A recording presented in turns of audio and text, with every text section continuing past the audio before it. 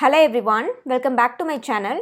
In the series of algorithm analysis, next we are going to analyze the sixth type of iterative problem, that is when your program has nested loops. Before that, if you are watching this video without subscribing my channel, then do subscribe and also hit the bell icon so that you will be notified whenever I upload a new video. Now look at this problem. Here we are having two loops, one is nested in another and both are having the same condition less than n. So what is the time and space complexity for this problem?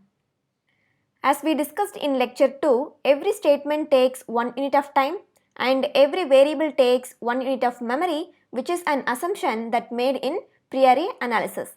If you want to know more about it, then check it out in the playlist and watch that video. Now this declaration statement takes 1 unit of time because it will be executed only once. And then to know the time unit for this statement, we have to find out how many times it will be executed, or you can say we have to find out the number of iterations. Here this outer loop will run from 0 to n minus 1, that is n iterations. And for each iteration of the outer loop, the inner loop will run from 0 to n minus 1.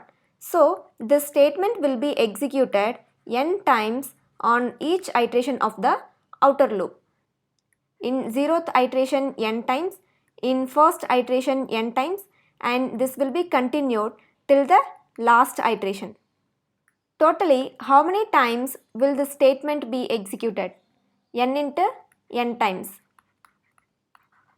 that is n squared. Therefore, the time unit for this statement is n squared and the total time unit is n squared plus 1. In priori analysis, you can ignore the constant term, so the time complexity for this problem is order of n squared. See, why this constant term is ignored and why these assumptions are made, everything has discussed in lecture 1 and 2. If you want, then check it out in the playlist and watch those videos. Now what about the space complexity? Here S, I and J are the extra variables that we are using other than the input variable. Each one takes 1 unit of memory and the total memory unit is 3, which is constant. So the space complexity for this problem is order of 1.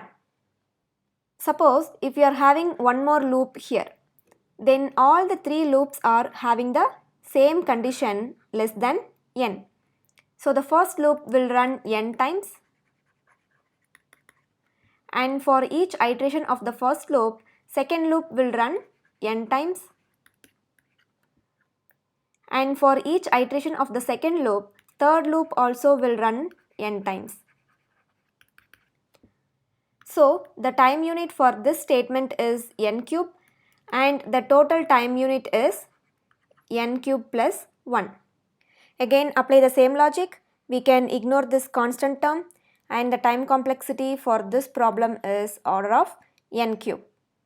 That's it for this video. If you have any doubt, then make use of the comment section, and if you like my way of teaching, then hit the like button and show your support by subscribing to my channel.